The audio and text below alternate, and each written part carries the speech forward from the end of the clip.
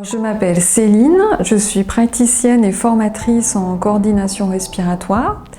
J'ai d'abord été infirmière pendant 13 ans et puis ensuite j'ai décidé de reprendre mes études dans la musique en retournant au conservatoire pour passer un diplôme de perfectionnement en chant.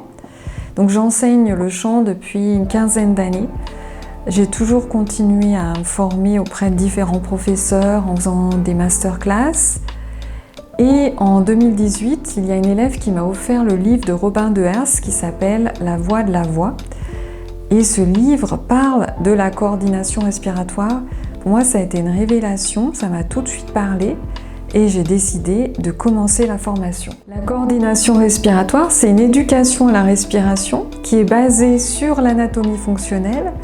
Le but va être d'optimiser le système respiratoire afin de gagner en qualité de vie, en bien-être, en fluidité, mais aussi de pouvoir augmenter son potentiel lors de performances. Elle va s'appliquer à des chanteurs, des orateurs, toutes les personnes qui utilisent leur voix, parce qu'avec cette méthode, on va préparer le corps à être disponible pour tout ce que demande la voix.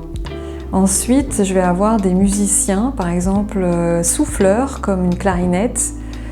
Le but, c'est toujours pareil, c'est de vraiment préparer le corps à la performance. Jouer d'un instrument demande une certaine qualité de disponibilité corporelle et de gestion du souffle. Ensuite, je vais avoir des musiciens, mais par contre qui ne sont pas souffleurs. Par exemple, un pianiste, un violoniste.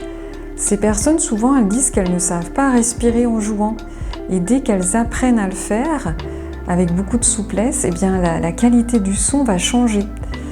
Je vais aussi recevoir des sportifs parce qu'ils viennent me voir pour améliorer leur performance grâce à une amélioration de la ventilation.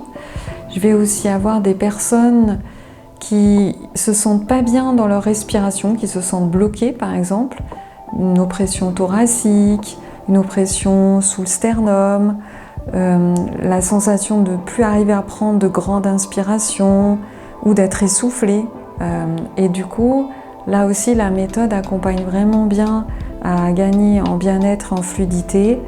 Et puis, j'ai aussi des personnes qui ont vraiment des pathologies avérées, comme de l'asthme, BPCO, l'emphysème, Covid long, l'hyperventilation, le syndrome d'hyperventilation aussi, par exemple.